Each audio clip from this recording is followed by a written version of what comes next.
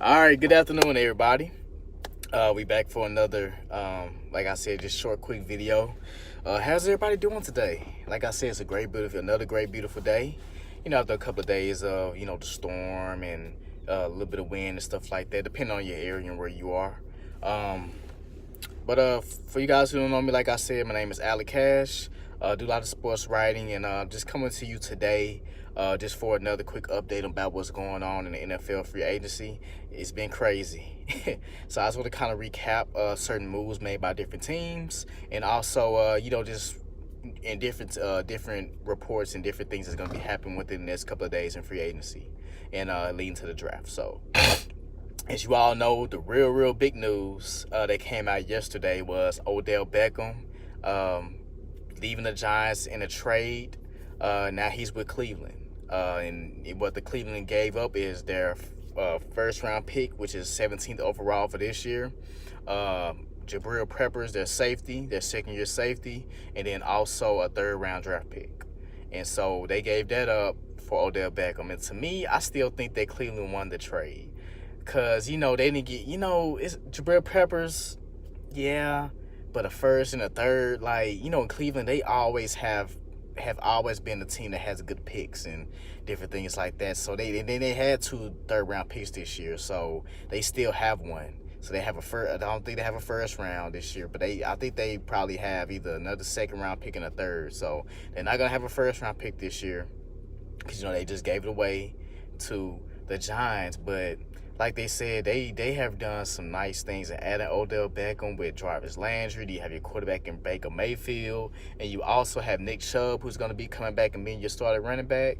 They got some nice pieces. Then you have they signed Kareem Hunt. He's going to miss, I think, like the first 6 games of the season, first 6 to 8 games, but he still can be valuable come playoff time if everything works out the Browns and they make the playoffs this year.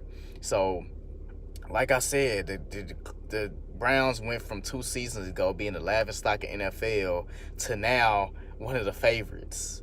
In a division that's going to be real tight. They got the Baltimore Ravens and they also have the Pittsburgh Steelers. But, the Pittsburgh Steelers, the way with them losing Brown and also losing Bell, I don't think in that defense is not as good. I don't think they're really going to be that good this year. Also, speaking of Le'Veon Bell has signed a $70 million contract with the New York Jets. The New York Jets have made some good moves. So, these are teams that have a lot of cap space. The Browns, the Jets. These are teams that can, they can be active in free agency. They can go pick up big free agents because they have money to spend.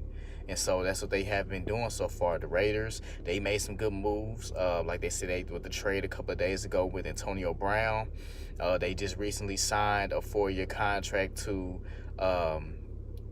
the Williams kid from the San Diego Chargers. So it's going to be him, and he's going to play on the outside. You got Brown who can play inside and outside. So they have a nice little bit of a wide receiving course. They're trying to build around Derek Carr. So I guess they looking at he's going to be their quarterback for the future.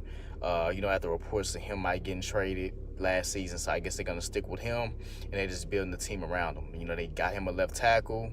Like I said, added some weapons for him. So then they added, some defensive tackles, Jonathan Hankins. So they're putting a nice team together. John Gruden and Mike Mayock, they're doing their homework and getting some guys in free agency, spending some good money. And they also got some 3 first-round draft picks. So they filling in holes and different things like that, signing some veteran players in free agency. And they're going to just keep building through the draft and then add some pieces that they can develop from years from now. So I know everybody was, laughing at the Raiders with them giving away Amari Cooper and Khalil Mack last season, but you kind of see the plan that John Gruden is trying to do. He's trying to have some veterans, but also trying to have some young players that these young players can learn from, and develop as the veteran players, kind of take the role of starters. And that way the rookies and young players don't have to rush and play right away. They can learn, they can develop. Then when they get their opportunities, they can perform. So it's some well moves that's going on right now, man. And then also the Cowboys reportedly just signed Chris Covington. He was a defensive tackle, rotational defensive tackle from the Texans last year. Started 2 games and had 3.5 sacks. So the guy, right, you know, he had more sacks than combined with the defensive tackles on our roster last year, just by himself. So this is another Will McClay, Rod Marinelli signing, that Rod Marinelli can take somebody like this, coach him up, coach him to and bring the best out of him, and he can be a 5+6 sack guy at the 3 technique position, you know, or at the 1 tech. So this is a guy that Rod Marinelli can mold and can make him into like a even better player than what he already is now. So this, as I said, I know a lot of fans are freaking out. You have some of these fans like, calm down. Everybody already knows since 2014 the Dallas Cowboys have not been big players in free agency. Just accept it. They got out of cap hell. This is the way they're going to do it. They're going to sign rotational players who can come in and play certain roles and be backups and be certain contributors on a team, and then they're going to build through the draft. That's what they're going to do. That's their philosophy. That's how they stay young, and that's how they stay under the cap, by this route. Because by the time you keep spending these free agencies and these big players and free agents, and then they don't work out in 2 years, they cut them, then you still got guaranteed money. You got to pay them, and that's how you get in cap hell.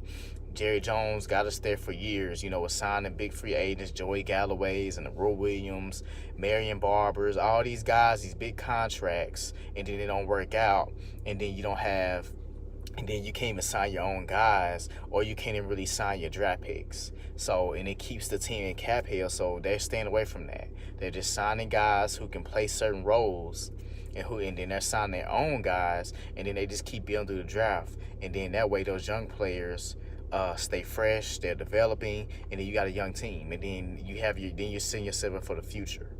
That way you're not trying to go all in 1 year and then it don't work out. Then you're stuck paying off those contracts of those guys, and then you basically have to rebuild and let those guys go, and you have to start a rebuild, like basically what the Giants are doing. Because y'all remember when they spent over $200-some million on Olivier Vernon, Janoris Jenkins, and also Snacks Harrison, and they have to bust their team up because they don't have money to pay for the rest of these guys. So now they have to trade away Odell. They have to trade away Olivier Vernon in their rebuild mode. They're not going to tell you that. That's why they couldn't sign back Landon Collins, because those just 2 or 3 years ago, they went and spent all their money on those free agents just on 3 guys. And then 2 of those guys are already gone in that 3 years, and then you only have 1 left. And then now you're in rebuild mode.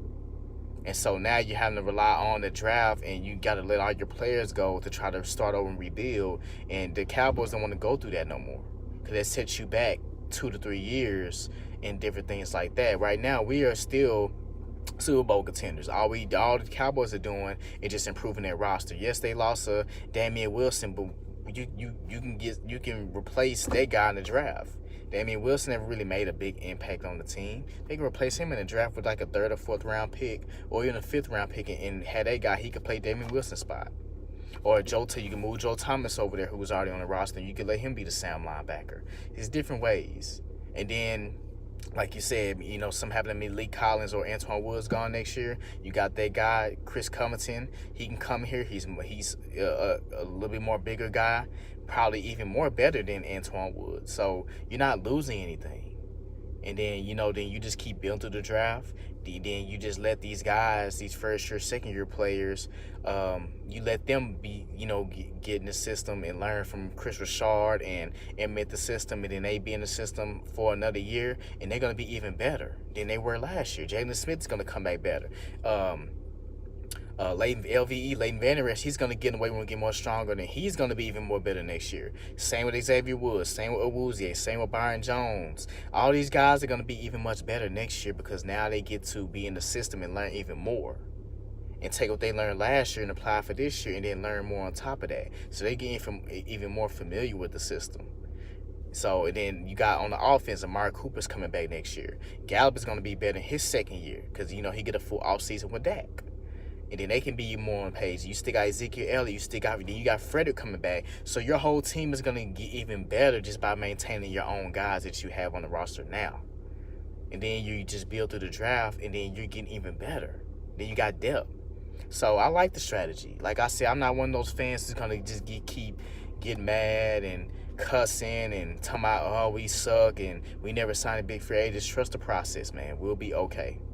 So I just want to just talk for about a good 10 minutes for you all, let you guys know just a recap of the different moves and my thoughts about everything. So like I said, I'm going to put out some videos later on, you know, as we keep on going through our free agency and different moves that's going to keep being made. So like I said, guys, just stay tuned.